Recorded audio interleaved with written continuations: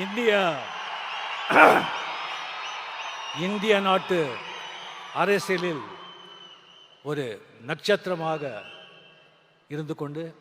தமிழ்நாட்டு அரசியலில் இந்திய நாட்டு ஆளும் கட்சியினருக்கும் புதிய பழைய எதிர்கட்சியினர்களுக்கும் ஒரு சவாலாக இருந்து கொண்டு வாங்க 26ல பார்க்கலாம் அப்படின்னு தனக்கே உறுதியான அந்த ஒரு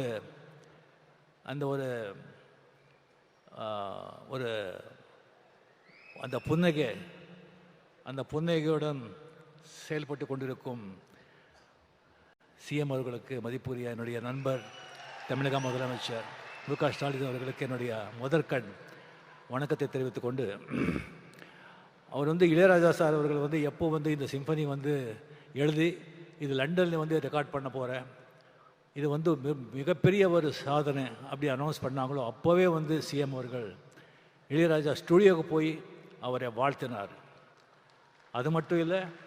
இந்த ரெக்கார்டிங் அவர் முடிச்சுட்டு வந்த பிறகு அவருக்கு ஏர்போர்ட்லேயே அரச மரியாதையுடன் வரவேற்று அவருக்கு பெரிய கௌரவம் செலுத்தணும் அப்படின்னு சொல்லி இந்த ஒரு மாபெரும் விழா,